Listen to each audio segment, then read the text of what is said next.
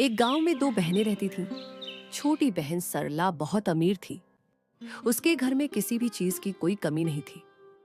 बड़ी बहन गंगा अपने पति और बेटे के साथ छोटे से मिट्टी के झोपड़े में रहती थी। सरला को बेटा हुआ था तो उसने पूरे गांव को बुलाया था। सुबह सुबह सरला के घर चारों ओर चहल पहल थी। हर तरफ खुशियों का माहौल था। उसके घर के बाहर हलवाई बड़े बड़े बर्तनों में मिठाइयां तल रहे थे। कहीं सब्जी बन रही थी, कहीं लड्डू खीर पुलाव कचौरी तैयार हो रहे थे। सरला, धीरे धीरे मेहमान आ रहे हैं, पर तुम्हारी बड़ी बहन गंगा दीदी अभी तक आई नहीं। तुमने सबको बुलाया था ना? अरे हाँ हाँ, बुलाया है ना, आती ही होगी अपने परिवार के साथ। अच्छा सुनिए, आप यहाँ मुन्ना के पास बैठिए, मैं अभी आती हूँ। इतना कहकर सरला कमरे के बाहर चली गई। भला मैं गंगा को क्यों बुलाऊं? मेरी अमीर सहेलियों को पता चल गया कि मेरी बहन इतनी गरीब है, उसकी हालत देख तो मेरी नाक कट जाएगी। सुबह सुबह गांव की औरतें सजी धजी सरला के घर जा रही थीं। सड़क के किनारे से गुजरते हुए वो औरतें गंगा की झोपड़ी के पास पहुंची। गंगा उस वक्त अपनी झोपड़ी के बाहर झाड़ू लगा रही थी। अरे गंगा बहन, तू अब तक यहीं है? अपनी बहन के घर नहीं गई? तेरी बहन को तो बेटा हुआ है, तू तो मौसी बन गई रे। तुझे तो सबसे पहले पहुंचना चाहिए था। गंगा ये सुनकर हैरान हो गई। इस बारे में कुछ पता नहीं था, पर वो औरतों के सामने ऐसा दिखाने लगी जैसे उसे पहले से सब पता है। अरे हाँ हाँ बहन, मैं बस घर का काम खत्म कर रही हूँ, थोड़ी देर में मैं भी आती हूँ। अच्छा जल्दी कर लेना। सुना है सरला ने पूरे गांव को बुलाया है और बहुत बड़े बड़े स्वादिष्ट भोजन बनाने वाले हलवाई बुलाए गए हैं। हाँ हाँ बहन, ये तो बहुत खुशी की बात है। तुम लोग चलो, मैं भी आती हूँ। औरतों के वहां से जाते ही गंगा का चेहरा उतर गया। ये तो बहुत खुशी की बात है, पर मुझे तो इस बारे में कुछ पता ही नहीं था। मेरी छोटी बहन ने मुझे बताया तक नहीं। शायद वो बेचारी काम काज के चक्कर में भूल गई होगी, वरना ऐसा हो नहीं सकता है कि वो मुझे ना बुलाए। अरे सुनते हो जी, मेरी छोटी बहन सरला को बेटा हुआ है कि औरतें बता रही थी, सब वहीं जा रही हैं। मैं भी जाऊंगी, मैं तो मौसी बन गई। आज मैं बहुत खुश हूँ। अरे ये तो बहुत खुशी की बात है गंगा, पर सरला ने तुझे बुलाया नहीं है ना? बिना बुलाए वहां जाना सही नहीं होगा। तुम वहां मत जाना, लोग क्या कहेंगे? अरे वो बेचारी काम काज में भूल गई होगी, इतनी बड़ी खुशी की बात है। इन सब में किसे सब याद रहता है। माँ चलो ना, मैं भी जाऊंगा। मैं तो अब बड़ा भाई बन गया। मुझे भी अपने छोटे भाई को देखना है। सुनिए जी, आप चिंता मत करिए, हम दोनों आज जा रहे हैं सरला के घर देखना। वो हमें देखकर बहुत खुश होगी। ठीक है, पर ज्यादा देर मत लगाना, मुझे खेत जाना है। मैं अब चलता हूँ। इतना कहकर गंगा का पति रमेश खेत जाने के लिए निकल गया, पर उसे गंगा का बिना बुलाए सरला के घर जाना ठीक नहीं लगा। इधर गंगा सोच में पड़ जाती है कि अपनी बहन के घर क्या तोहफा लेकर जाऊं। बहुत सोचने के बाद उसे कुछ याद आया। अभी तो हमारे पास देने के लिए ज्यादा कुछ नहीं है, पर मैंने अपने हाथों से एक स्वेटर बुना था। सोचा था जब सरला को बच्चा होगा तो उसे दूंगी। आज वही दिन आ गया। चलो बेटा, यही लेकर चलते हैं। हाँ माँ, ये तो बहुत प्यारा तोहफा है, मौसी को बहुत अच्छा लगेगा। गंगा अपने बेटे को लेकर धीरे धीरे सरला के घर की ओर चल पड़ती है। गंगा दिल की साफ और भोली भाली थी। उसे क्या पता था आज बिना बुलाए उसकी बहन के घर जाने से उसके साथ क्या होगा। उधर सरला अपने पति और छोटे बच्चे के साथ सज धज कर पूजा में बैठी थी। घर में बहुत भीड़ थी। गांव के बड़े बड़े लोग, रिश्तेदार और औरतें सब वहीं बैठे थे और पंडित जी मंत्र पढ़ रहे थे। थोड़ी देर बाद गंगा अपने बेटे का हाथ पकड़कर वहां पहुंची। उसने दरवाजे से ही अंदर झांका। गंगा हिम्मत करके बैठक तक पहुंची और वहीं पर ही रुककर मन ही मन सोचने लगी, इतने सारे मेहमान आए हैं, सब महंगे तोहफे लाए हैं, और मेरे पास तो बस अपने हाथों से बुना हुआ स्वेटर है। माँ चलो ना, अंदर चलो, देखो ना मौसी छोटे भाई को लेकर बैठी है। थोड़ा रुक जा बेटा, मुझे कुछ ठीक नहीं लग रहा है। सारी औरतें अच्छी अच्छी साड़ी पहन कर आई है, सबने गहने पहन रखे हैं। उसी समय सरला की नजर दरवाजे की तरफ पड़ी। उसने देखा गंगा अपनी बेटे के साथ खड़ी है। पुरानी साड़ी पहने सरला चौंक गई। उसके चेहरे का रंग उतर गया। वो मन ही मन सोचने लगी, हे भगवान, ये गंगा यहाँ क्या कर रही है? बिना बुलाए यहाँ कैसे आ गई? मुझे कुछ करना होगा। सुनिए जी, मैं अभी आती हूँ, आप मुन्ना का ख्याल रखिएगा। अरे तुम पूजा के बीच में कहाँ जा रही हो अचानक? अरे वो, मुझे एक बहुत जरूरी काम याद आ गया है, बस थोड़ी देर में आती हूँ। इतना कहकर सरला धीरे से उठी और गंगा की तरफ बढ़ी। सरला बाहर आई तो गंगा ने मुस्कुराते हुए कहा, बधाई हो मेरी प्यारी बहन, तू माँ बन गई, मैं मौसी बन गई। भगवान करे तेरे लाल की उम्र लंबी हो। मैं आज बहुत खुश हूँ। अरे तू यहाँ कैसे आ गई? मैंने तो तुझे बुलाया भी नहीं था। अगर किसी को पता चल गया कि तू मेरी सगी बहन है तो समाज में मेरी नाक कट जाएगी। गंगा का चेहरा उतर गया। उसकी आंखों में आंसू आ गए। सरला ने थोड़ी नरमी दिखाते हुए कहा, देख, बुरा मत मानना बहन, मगर मैंने तुम्हें इसलिए नहीं बुलाया क्योंकि यहाँ गांव के बड़े बड़े घरों के लोग आए हैं। अगर उन्हें पता चल गया कि तू मेरी सगी बहन है, तेरी गरीबी देख के तो मेरी इज्जत मिट्टी में मिल जाएगी। आना ही था तो थोड़े ढंग के कपड़े पहन कर आती। मुझे माफ कर दे बहन, तू ठीक कह रही है।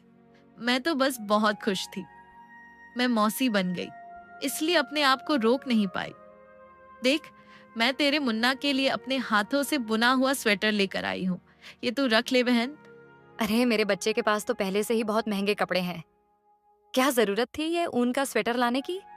जरा एक बार देख तो, लोग कितने सुंदर और महंगे तोहफे लेकर आए हैं। अरे बाप रे, और मेहमान आ रहे हैं, उन्होंने तुझे देख लिया तो क्या होगा? तू चल, उस कमरे में चल जल्दी। सरला गंगा और उसके बेटे को कमरे में लेकर गई। अब सुनो, तुम दोनों यहाँ से बाहर मत निकलना। किसी को भी मत बताना कि तुम मेरी बहन हो, समझी ना? जैसे ही सब लोग खाना खाने बैठेंगे, तुम दोनों पीछे से दरवाजे से चुपचाप निकल जाना। इतना कहकर सरला वापस पूजा में जाकर बैठ गई। इधर गंगा जमीन पर बैठकर बहुत रोने लगी। बेटा, तेरे पिताजी सही कह रहे थे। मुझे यहाँ बिना बुलाए नहीं आना चाहिए था। हे भगवान, मुझसे आज बहुत बड़ी भूल हो गई। माँ तुम मत रो। मौसी ने हमारे साथ ऐसा क्यों किया? अब क्या वो हमें मेरे छोटे भाई से मिलने भी नहीं देगी? गंगा के पास उसके बेटे राहुल के सवालों का कोई जवाब नहीं था। थोड़ी देर बाद पूजा खत्म हुई। गांव के सारे लोग बैठकर खाना खा रहे थे। चारों ओर तरह तरह की मिठाई, पकवान और स्वादिष्ट व्यंजन की खुशबू फैल रही थी। उसी वक्त गंगा का मासूम बेटा राहुल धीरे से उठा और गंगा से बिना कुछ कहे बाहर निकल गया। कुछ देर बाद दो औरतें खाना खाकर सरला के कमरे की ओर देखी। वहां गंगा बैठी हुई थी। उसे वहां देखकर औरतें कमरे के अंदर चली गई। अरे तुम कौन हो और यहाँ सरला के कमरे में क्यों बैठी हो? हमने पहले तो तुम्हें कहीं देखा नहीं। अरे हाँ हाँ, तुम अकेले यहाँ इस कमरे में क्यों बैठी थी? कौन हो तुम? क्या कर रही हो यहाँ? दोनों औरतें सवाल पूछने लगी। गंगा घबरा गई। वो मैं सरला की बहन नहीं, वो मैं यहाँ। क्या तुम सरला की बहन हो? क्या बोल रही हो तुम? तुम्हारी हालत देखकर तो लगता नहीं है तुम सरला की बहन होगी।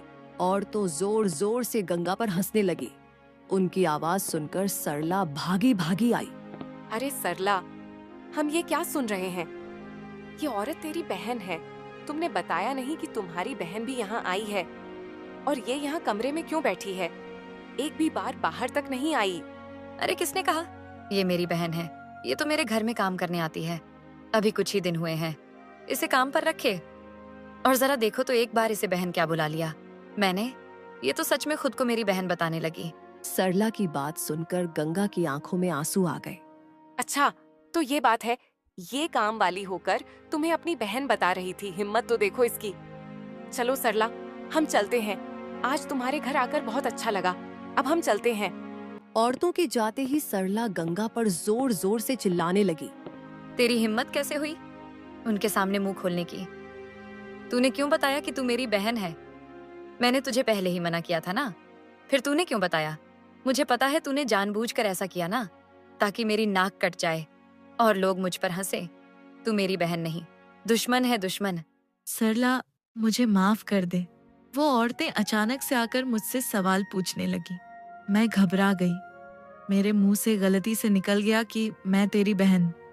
मैंने जानबूझकर कुछ नहीं किया। मुझे माफ कर दे बहन। झूठ बोल रही है तू। तूने सब जानबूझकर ही किया है। मेरे बच्चे के लिए आज कितना खास दिन था, तूने सब बर्बाद कर दिया। एक तो यहाँ बिना बुलाए आ गई और मेरी सहेलियों के सामने मेरी बेइज्जती कर रही थी। अब यहाँ से चली जा और फिर कभी अपनी शक्ल मत दिखाना। सरला के इस व्यवहार से गंगा का दिल आज पूरी तरह टूट गया। थोड़ी देर बाद तरला के घर कोई आया। अब कौन आया है इस वक्त? एक पल का भी चैन नहीं है। सरला दरवाजा खोलने गई तो देखा एक बूढ़ा आदमी बाहर खड़ा था। फटे पुराने मैले कपड़ों में, चेहरे पर थकान और पसीना था। क्या है, कौन हो तुम? दरवाजा क्यों पीट रहे हो? बेटी, मुझे बहुत प्यास लगी है। क्या तुम मुझे थोड़ा पानी दे सकती हो? मैं बहुत दूर गांव से आया हूँ। अरे जाओ जाओ, निकलो यहाँ से। हर वक्त कोई ना कोई भीख मांगने चला आता है। कहीं और जाओ, मेरे घर के दरवाजे पर मत खड़े रहो। बूढ़ा कुछ नहीं बोला, धीमे कदमों से वहां से चला गया। आज सरला के घर पूरा गांव खा पी कर गया था।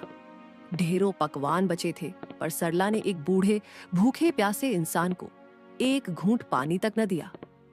वो नहीं जानती थी कि उसी क्षण उसकी किस्मत ने करवट बदल ली थी। वो बूढ़ा आदमी पानी की तलाश में चलते चलते कुछ दूर गया तो सामने से गंगा अपने बेटे के साथ जा रही थी। दोनों की आंखें आंसुओं से भरी थीं, चेहरों पर उदासी थी। बूढ़ा धीमे स्वर में बोला, बेटी, मेरी मदद करो। मुझे बहुत प्यास लगी है। क्या तुम मुझे थोड़ा पानी पिला सकती हो? मेरा गला बहुत सूख रहा है। मुझे नहीं पता यहाँ पानी कहाँ मिलेगा। हाँ बाबा, जरूर। मेरा घर यहाँ से थोड़ी ही दूर है, लेकिन आपको ज्यादा प्यास लग रही है तो पास में एक नदी है। मैं वहां से पानी लेकर आती हूँ। तू ये थैला पकड़ और घर जा। मैं बाबा को पानी पिलाकर आती हूँ। बाबा, आप चलिए, यहाँ इस पेड़ के नीचे छांव में बैठ जाइए। मैं अभी पानी लेकर आती हूँ।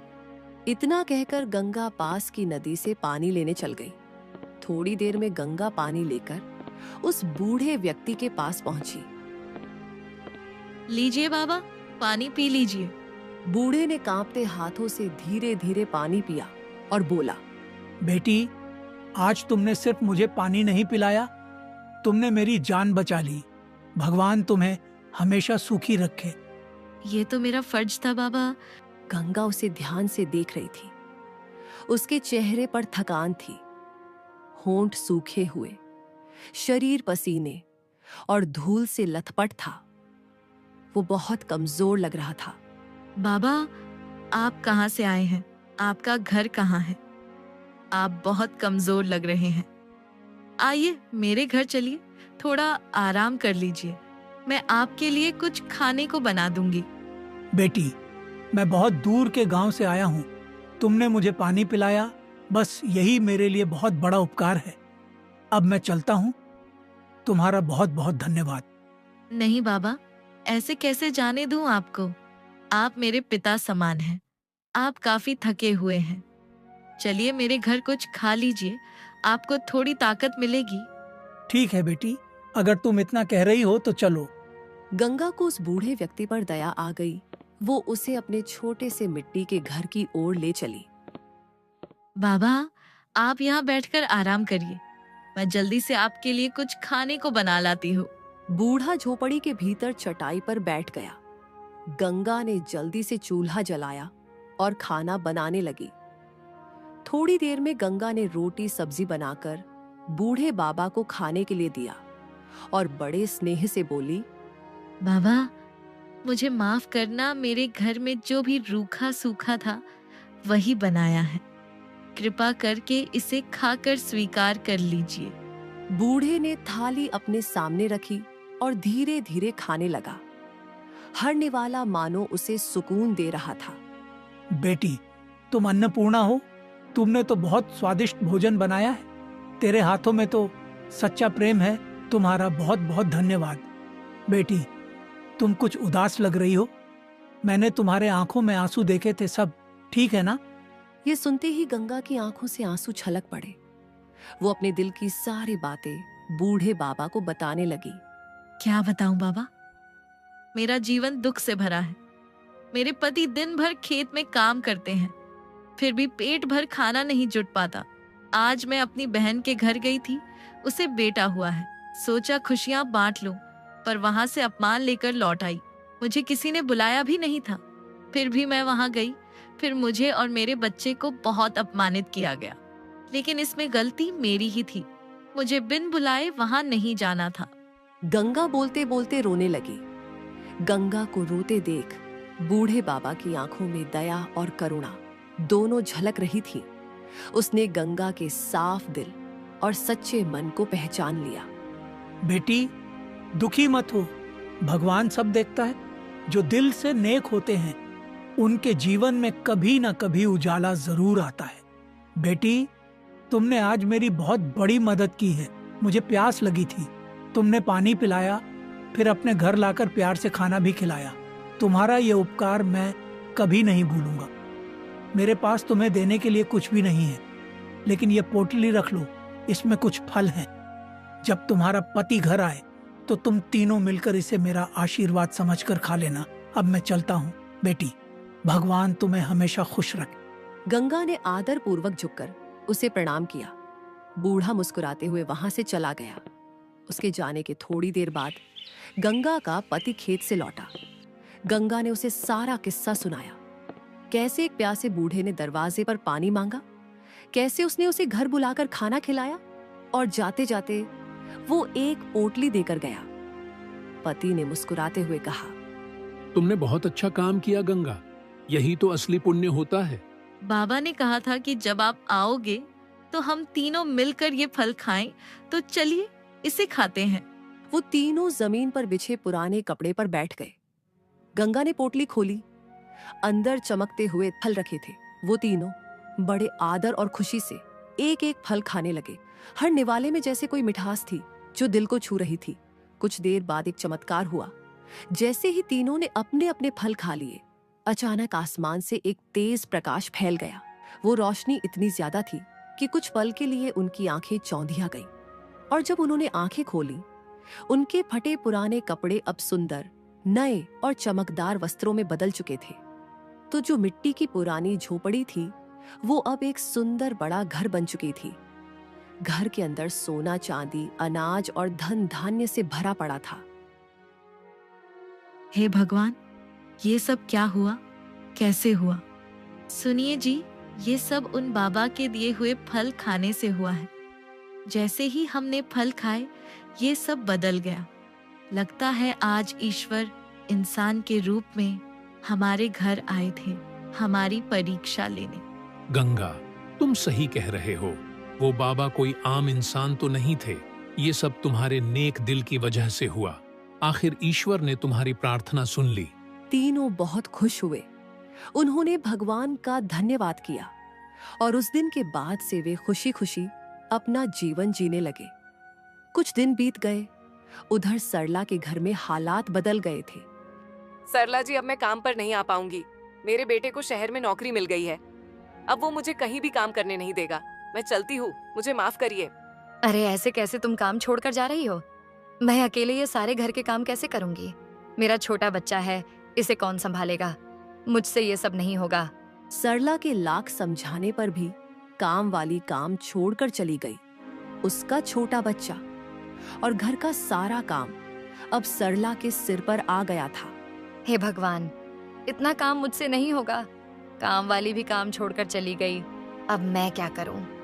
थोड़ी देर सोचने के बाद उसे ख्याल आया, अरे गंगा को ही बुला लेती हूँ। वैसे भी उसे पैसों की जरूरत रहती है। मेरे घर का काम भी हो जाएगा और उसे कुछ मिल भी जाएगा।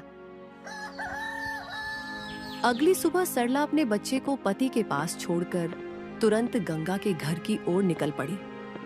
वो बहुत देर तक गली गली घूमती रही, मगर उसे गंगा की झोपड़ी कहीं नहीं मिली। जहां पहले मिट्टी की छोटी सी झोपड़ी थी, वहां अब एक शानदार बड़ा घर खड़ा था। गंगा की झोपड़ी तो कहीं दिख ही नहीं रही। उसका घर आखिर गया कहाँ? रात होने लगी है, अब मुझे घर जाना पड़ेगा। सरला थककर घर वापस चली गई। अगली सुबह फिर वह गंगा को खोजने निकल पड़ी। अरे ये तो गंगा का बेटा राहुल है। ये इतने अच्छे कपड़े कैसे पहना है और ये किसका घर है? सरला तुरंत घर के अंदर चली गई। वहां पहुंचकर उसके होश उड़ गए।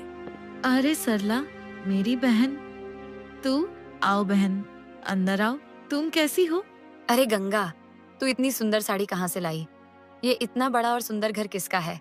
तू यहाँ क्या कर रही है, बताना, जल्दी बता। सरला, ये घर मेरा ही है। क्या?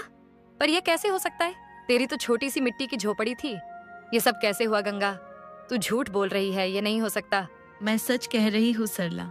जिस दिन मैं तेरे घर से रोते रोते जा रही थी, तब रास्ते में एक बूढ़े बाबा मिले थे, जिन्हें मैंने पानी पिलाया, फिर घर लाकर खाना खिलाया। जाते जाते उन्होंने मुझे कुछ फल दिए और कहा कि इसे आशीर्वाद समझकर खाना। जब हमने वो फल खाए, तभी से ये सब चमत्कार हुआ। क्या?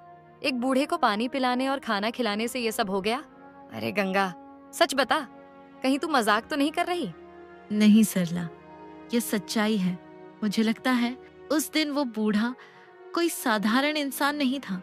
वो खुद भगवान हमारे घर इंसान का रूप लेकर आए थे। उन्होंने हमारी परख ली कि हम कितनी दया और इंसानियत रखते हैं, और जब हमने बिना स्वार्थ के उनकी मदद की, तो उन्होंने अपने आशीर्वाद से हमारी किस्मत बदल दी। यह सुनकर सरला की आंखें फटी की फटी रह जाती हैं। थोड़ी देर में सरला को याद आता है कि उसी दिन उसने उसी बूढ़े को बुरा भला कहकर भगा दिया था। गंगा की बातें सुनकर सरला के चेहरे पर पछतावे की लकीरें उभर आती हैं। वह गंगा से गुस्से में कहने लगी, तूने मेरा हक छीना है गंगा। वो बूढ़ा पहले मेरे घर आया था। अगर मैं उसे पानी पिला देती तो आज ये सारा धन दौलत सब कुछ मेरा होता। ये सब मेरा हक है। तूने मुझे धोखा दिया है, मेरा भाग्य छीन लिया तूने। नहीं सरला, मैंने किसी का कुछ नहीं छीना। मैंने तो बस उस बूढ़े की मदद की थी।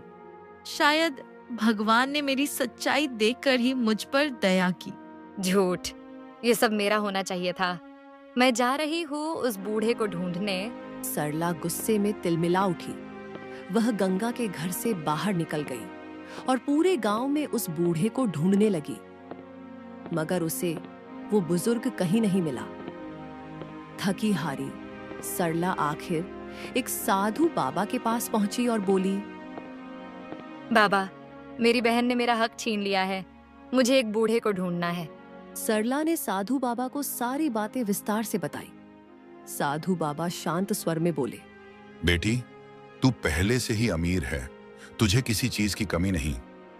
तेरी बहन ने तो सिर्फ एक प्यासे को पानी पिलाया, भूखे को खाना खिलाया। उसने तेरा हक नहीं छीना। उसने तो अपने अच्छे कर्मों का फल पाया है। अरे तुम अपना मुंह बंद करो, वो सब मेरा ही हक था। मेरी बहन मुझसे छीन कर सब ले गई। मैं यहाँ तुमसे उस बूढ़े का पता पूछने आई थी, उस गंगा की तारीफ सुनने नहीं।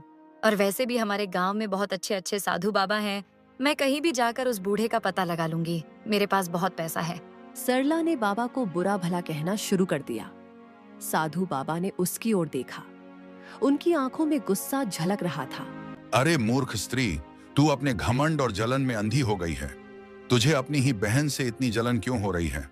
तेरे पास धन दौलत रुपया पैसा किसी भी चीज की कोई कमी नहीं है। आज तक किसी ने मुझसे इस तरह बात नहीं की और तू मेरा अपमान करेगी। तेरी इतनी मजाल, अब तुझे तेरे अहंकार का फल भुगतना होगा। जा, मैं तुझे श्राप देता हूँ। बाबा उसे श्राप देने ही वाले थे कि तभी वहां गंगा दौड़ी दौड़ी आई। बाबा, इसे श्राप मत दीजिए। ये मेरी बहन है। इसका एक छोटा बच्चा है।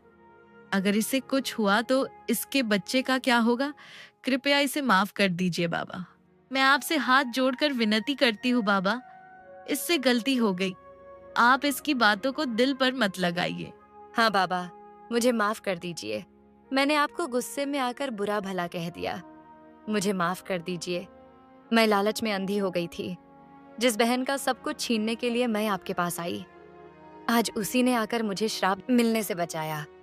बेटी, तू तो सच में देवी है। तेरे हृदय में कोई द्वेष नहीं, सिर्फ प्रेम है। तेरे जैसे लोग ही इस संसार में बहुत कम हैं। तेरा मुंह देखकर मैं इसे माफ कर रहा हूँ। सरला ये सब देखकर सन्न रह गई। उसकी आंखों से आंसू बहने लगे। उसे एहसास हुआ कि जिस बहन से वह ईर्ष्या कर रही थी वही उसकी सबसे अपनी है। वह रोते हुए गंगा के पैरों में गिर पड़ी।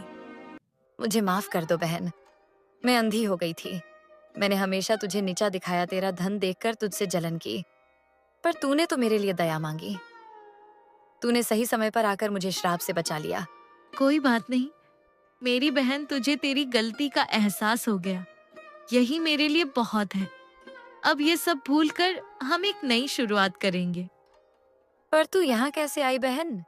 जब तू घर से गुस्से में निकली तब मुझे लगा कि तू कोई गलती ना कर बैठे, इसलिए मैं तेरे पीछे पीछे आई। तू महान है मेरी प्यारी बहन, मुझे माफ कर दे। अब मैं जिंदगी भर तेरी एहसानमंद रहूंगी। सरला और गंगा हंसती खिलखिलाती घर की ओर निकल गए। दीदी, जीजा जी मुझे माफ कर दीजिए। आज मैं अपनी सारी गलतियों के लिए दिल से आपसे माफी मांगती हूँ। मैं बहुत शर्मिंदा हूँ, मुझे माफ कर दीजिए। हमने तुझे माफ कर दिया है सरला, अब तू दुखी मत हो। अब हम सब खुशी खुशी साथ मिलकर रहेंगे। ये हमारी जिंदगी की नई शुरुआत है। हाँ बहन, तू सही कह रही है। अब हम एक नई शुरुआत करेंगे। इतने सालों से जो हमारे बीच मेरे ही कारण दूरी आई थी, अब वो सारी दूरियां मैं मिटा दूंगी। अब हम हमेशा साथ खुश रहेंगे। हर त्योहार, हर खुशी, हर दुख में हम एक दूसरे के साथ रहेंगे। मौसी, अब तो मैं अपने छोटे भाई के साथ खेल सकता हूँ ना? आप मुझे रुकोगी तो नहीं ना? हाँ मेरा बच्चा, अब तुझे मैं तेरे भाई से कभी अलग नहीं करूंगी। तू जितना मर्जी अपने छोटे भाई के साथ खेलना। दोनों बहनों के दिलों में प्यार और सच्ची खुशी फिर से लौट आई। अब वे सब मिलकर साथ साथ रहने लगे। उनके घर में खुशियां छा गई। गंगा ने अपने कर्मों से दिखा दिया कि जब दिल साफ होता है तो भगवान खुद चमत्कार कर देते हैं। और सरला ने भी यह समझ लिया कि दूसरों की खुशियों से जलने के बजाय अगर हम अपने दिल को साफ रखें तो भगवान हमारे जीवन में भी सुख और शांति भर देते हैं।